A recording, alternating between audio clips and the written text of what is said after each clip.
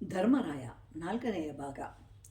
ಲಾಕ್ಷಾಗೃಹ ನಿರ್ಮಾಣವಾದ ನಂತರ ದುರ್ಯೋಧನ, ಶಕುನಿ, ದುಶ್ಯಾಸನ ಇವರೆಲ್ಲರೂ ಸೇರಿ ಪಾಂಡವರೆಲ್ಲರನ್ನೂ ಅಲ್ಲಿಗೆ ಹೋಗುವಂತೆ ಧೃತರಾಷ್ಟ್ರ ಹೇಳ್ತಾರೆ.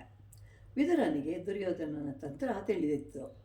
ಅದನ್ನು ಧರ್ಮರಾಯನಿಗೆ ಮಾತ್ರ ತಿಳಿಯುವಂತೆ ವಿದುರ ಹೇಳ್ತಾನೆ. ಈ ಭವನವನ್ನು ಹೇಗೆ ನಿರ್ಮಾಣ ಮಾಡಿದ್ದಾರೆ ಅಂತಂದರೆ, ಇದರಲ್ಲಿ ಲೋಹದ ಅಂಶವೇ ಇಲ್ಲ.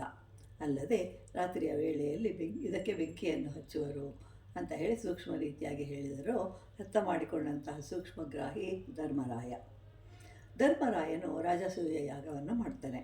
ನಂತರ ಅಲ್ಲಿಗೆ ನಾರದರು ಬರ್ತಾರೆ. ಆ ವೇಳೆಗೆ ಶಿಶುಪಾಲರ ವಧೆಯಾಗಿತ್ತು. ಆದರೆ ಆ ಕಾರ್ಯ ಅಲ್ಲಿ ನಡೆಯಬಾರದಾಗಿತ್ತು ಅಂತ ಹೇಳಿ ಧರ್ಮರಾಯನು ತಿಳಿದವನಾಗಿರ್ತಾನೆ.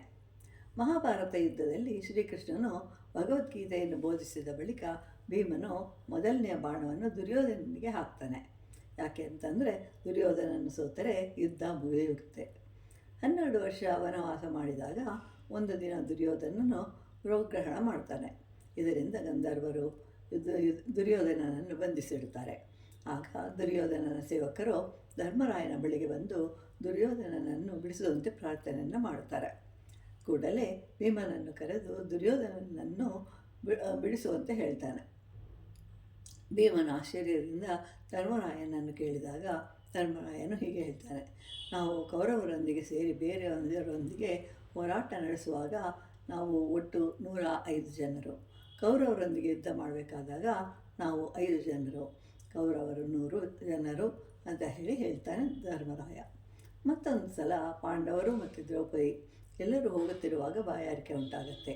ಮೊದಲಿಗೆ ಸಹದೇವನು ನೀರನ್ನು ತರಲು ಹೊರಡ್ತಾನೆ.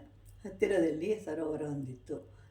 ನೀರನ್ನು ಕುಡಿಯಲು ಹೋದಾಗ ಕೊಕ್ಕರೆಯೊಂದು, ಇದು ನನ್ನ ಸರೋವರ, ಆದ್ದರಿಂದ ನಾನು ಕೆಲವು ಪ್ರಶ್ನೆಗಳನ್ನು ಕೇಳ್ತೇನೆ, ಅವುಗಳಿಗೆ ಉತ್ತರಿಸಿ ನಂತರ ನೀರನ್ನು ಕುಡಿಯಬಹುದು ಅಂತ ಹೇಳುತ್ತೆ.